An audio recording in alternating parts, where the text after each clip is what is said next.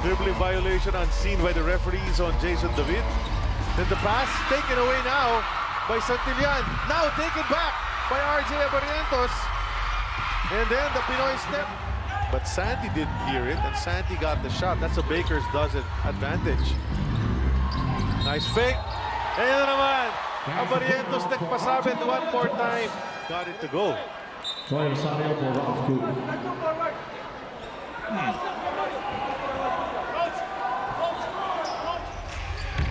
They didn't like him then, but they got him now.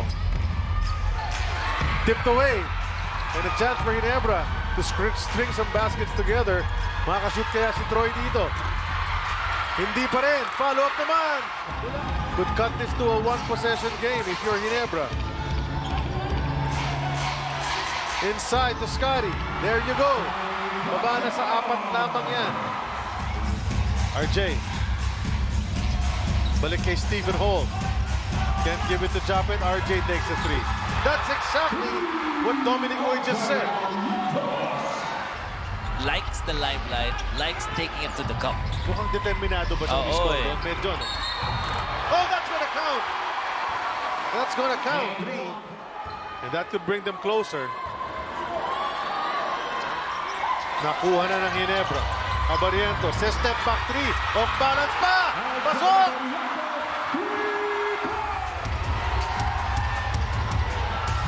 Oh, taken away! Anticipated yun! RJ the foul and the basket! He could tie it up with the free throw! That you either ball fake, well, after that steal, Abarientos hanging in the air, getting the 2 points, second half. Best player of the game. Siya na nga yun. Babat player of the game brought to us by Devant. Enjoy unforgettable TV Babat moments with your family.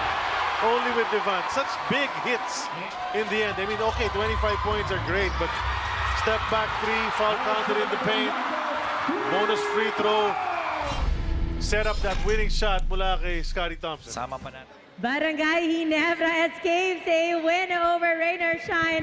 And now our player of the game is with us. We have RJ Abarientos.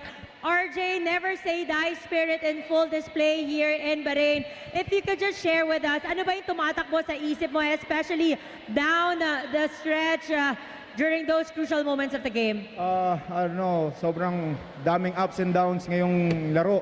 Talagang ang daming frustration sa mga teammates namin, coaches namin. So, sinasabi lang ng mga coaches na mag-stay together kami, maglaro lang through our system, not their system. So, siguro doon lang namin keep up yung game, kaya natuloy-tuloy namin and nabalik namin yung momentum. And siyempre, sobrang tagal ng flight namin dito. So, siyempre, nag-spend kami ng time, a lot of time sa airplane magkakasama. So, siyempre, hanggat maaari, hindi namin sasayangin yung time na to na makita yung mga kababayan namin dito sa Bahrain. RJ, even before the game, you shared with me how you really need to keep that focus. And today, nakita namin how that focus translated inside the court. Your game looked inspired. Any reason behind this? Actually, this game is about... This game is for my auntie. She passed away 2 days ago before we stayed here in...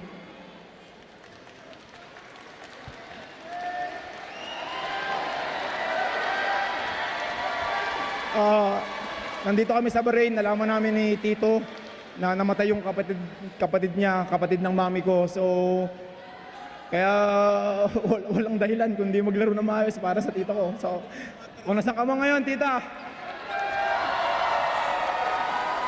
Hindi man tayo nagsama ng matagal. We really love you. And salamat sa mga alaala para sa iyo itong laro na to. I love you. Condolences to your family, RJ. But for the last time, pagbati na lang, shout-outs, lalo na sa mga kababayan natin who came out tonight. Sorry. Sa kababayan namin, maraming salamat.